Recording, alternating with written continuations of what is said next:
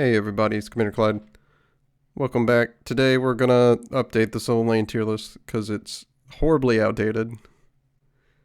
And it's about time, because we're getting close to SPL time, that we check on this, redo some things, pay no attention to how anything is right now, because this is not gonna stay this way.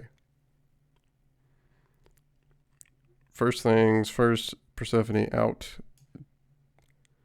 I don't think you're that good at that anymore at this point. She's also underpicked anyway, so say goodbye. I suppose we start at the top, though, now that we've done that. Alright, so first of all, Nike, you're not the best anymore. Sorry. You're gonna go... I'm reluctant to take her out of S+, because I still think she's really good. Just the low pick rate. Well, you know, hey, we'll keep it for now. Yorm, he's out for a bit. Throw him down here into S. It's because pick rate low. Some of the starters early on were really hurting his damage a lot. Of course, that's all been changed now, so he should be fine now, honestly. But I've got no information to tell me that he's in that top tier anymore. So, yeah, there it is. Cthulhu, not seeing a lot of solo action anymore either right now. Still obviously a very good god in solo, but yeah, Guardians are just not in as strong of a position this season. Understandably, because a lot of the starter items benefited warriors more early on, and then we saw gods just kind of fall out of the meta because itemization wasn't as good for them. Sobek, I still think he's got a lot of value in solo, though. Still effective pick, so he stays there. Sun Wukong, you hang out. All these gods, Mulan, you can get out of there. She is not that strong in solo right now. She did get a recent buff. I understand that, but, you know, she was basically gone when the season started. Like, no one wanted to play her in solo at all. And that's how bad it was. So, honestly, she should probably be down here. So, we'll do that tier. Yeah, get at the back of the line. Still, again, tier, very effective solo laner, as he's always been, but he's not that good anymore. Which means Achilles can go back there too. Not as effective. I mean, he's honestly in about the same spot he was last season in effectiveness. The big change, your boy, Guan Yu, top of the list. See, you can see how outdated this list was by the fact that Guan was down here in the bottom of S. As no one was playing him, and now everyone's figured out he's apparently really good. And currently, he feels like he's probably the best solo laner currently in the game. That's the words I thought I'd never say about Guan Yu right now, but there it is. I thought Kukulin was the guy, but no, apparently you can beat Kukulin with Guan Yu, and Guan Yu also has a better late game than Kukulin because he's got healing. So, there it is. Is this S plus?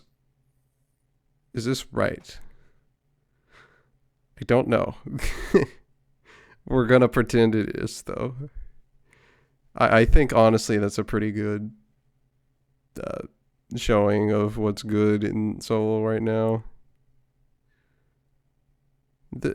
This is a weird thing because this is a matchup thing. Technically, Sun Wukong I think is probably a better solo laner than Sobek, but Sobek is a good pick against Sun Wukong, and so that gets kind of weird.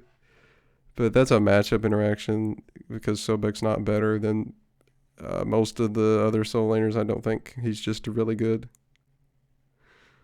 RTO, I'm feeling that right now, so she's gonna go in S+2. Second best Guardian in solo right now, I think, in my opinion. Really liking RTO right now. Starters are really great for her. Obviously, her sustain is massive, and when you're fighting in solo with the whole brawling mechanic, and all that. She's obviously even better than she would have been last season. So that's really good. Vamana, I feel like about the same spot. Osiris, about the same spot. He could arguably be an S+, but the top of S, that's fine. He can sit there if he wants to. Hades, you can go somewhere else. Just, hang out down there somewhere. Not seeing action from this god. That placement I had him in might have been premature. I don't know. He hasn't been moved in a long time, so probably needs to be moved because no one's playing this in solo right now. Which means Chalk is going to get up a little higher. This is a funny thing with Chalk. I mean, his sustain is huge. His kit, if you look at it, it feels like he should be really good in solo. And right now, I think he is. Aggressive itemization is your friend on Chalk. You want to get the shifter shield. You want to get the hybrid items, all that fun stuff on him. Get that big damage, Nemesis, we're not seeing this in solo right now, so she can hang out down here. It's not that you couldn't play her in solo, though. You could easily. She's just not great at it right now, I don't think. Kobrakin, I think he's pretty good right now, honestly. So he gets a slight move up. Sustain's really good on him.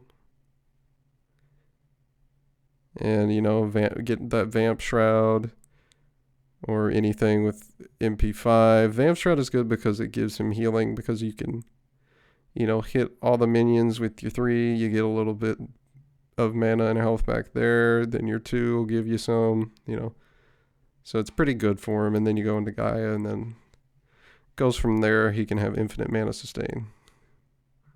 Really fun. I think the rest of this is... You know what, Amaterasu, you're getting a little bit of a move because she's been feeling pretty strong at the start of this season, in my opinion. You're not seeing her much, but I think that's just a taste thing. A lot of people just don't play Amaterasu, but I think she's still pretty good. The guys in the bottom of S are gods that can be good in solo, but they require kind of a certain playstyle. That's usually how that goes. With that in mind, let's look at Tsukuyomi here. We're going to put him up here near the top of S because I think he's a pretty effective solo laner. He does have a little bit of sustain, which is fine, it's whatever. He can clear waves pretty well. His mobility is really annoying and can help him out a lot in the lane. So he goes there. I could put Ratatosker in here, but I don't want to. Just because I've seen Haddix do it a few times doesn't mean it's a strat. So I'm not going to put him on the tier list, unfortunately. The rest of these gods, yeah, they can play solo if you want to do it. I got Zhang Kui pretty high. That's probably not good, honestly. He's too easy to manipulate. So I'm going to put him down here somewhere. I don't know. I don't really care where he goes. I think he can still be a solo laner. No, honestly, no, he can't be. Not right now. He's not good at it. Mages don't feel very good in solo right now. They feel bad. It's just something about it's not good. And I don't know what that is. Okay, so we moved Zhang Kui down because I wanted to move Ymir.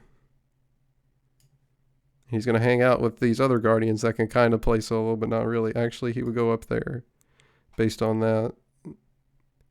Because, yeah, Ymir, big damage and stuff like that, It's not a whole lot to say about Ymir. He's pretty good in solo right now if you want to do it. He's also, incidentally, kind of good in jungle, but I have yet to see that proven out by somebody who knows what they're doing. So, I mean, I did it once in casuals and it was good, but that doesn't prove anything. Camazotz, you're probably better than that, so let me put you here. Yeah. There's a slight move because he's stronger than where he was. These gods, Baba, don't like it anymore. Get out. Sorry. Am I trolling with these gods? Not really. These are gods that can solo lane in really specific situations and aren't necessarily terrible, but not ideal. The Fafnir thing, look, guys, I think Fafnir is okay in solo, honestly, but you have to be in certain matchups for that to work. If you're against another Guardian, it's not bad. He does okay against auto-attacking warriors. I think those honestly might be his best matchups. Unless it's Vamana, which that one gets weird later. But yeah, Fafnir has a little bit of viability, just a tiny bit. Not a whole lot. Tiamat, technically, you can play this god in solo. Her sustain's not great, but I mean, she's got the mitigation in her passive, so she responds well to being kind of tanky, but I feel like that's still going to be really situational. I'll give it to her as an option, but I don't feel it with Tiamat right now. And also, hunters, they're all gone. I took them all out because that was a stupid thing. I should never put them in there. I don't think they're good in solo. I've never liked it because it's kind of niche nonsense that you're not really going to play in ranked because you're going to get punished really hard for doing that. So, kind of the same with a lot of the mages. That's how they feel right now. So yeah, I didn't talk about set. Baron, we don't really need to talk about. You guys get that. There's not a whole lot of analysis there. He can stay where he is. He's not much different in solo than he was before. I think he's a better mid this season, actually. Set, we didn't talk about. But do I like him in solo right now? I'm not sure that I do. He should be better than the Guardians, most of the Guardians, I think, if you wanted to run him. He's still kind of a flavor pick for people that like playing Set and are good with him and can play him in solo. I'm not one of those people, so I don't value him that highly, but someone else might. Anyway, that being said, I think we're basically done here with the tier list update. There's not a lot of gods I consider viable solo lane gods, which is why I only have this many put in here. Because they're gods that have some type of viability in the solo lane and have matchups where they do work. The rest of the gods are really not ideal for any of that, so they stay over here in the unranked.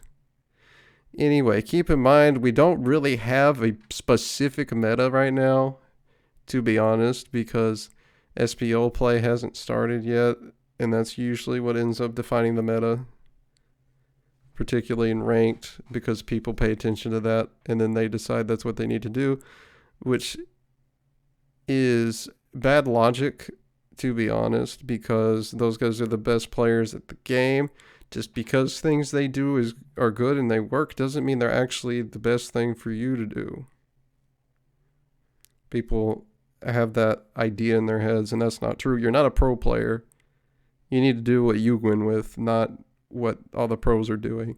Now, the pros will be doing things that happen to be very good that most people can do, like Guan Yu, like these gods at the top. You can pick all of them, and you'll probably be fine. They practically play themselves. So you don't have to worry about that. The rest of the stuff, we get into niche picks that you can use in different situations, and some of these you will not even see in SPL, probably. It's very likely you will not see more than 10 solo laners.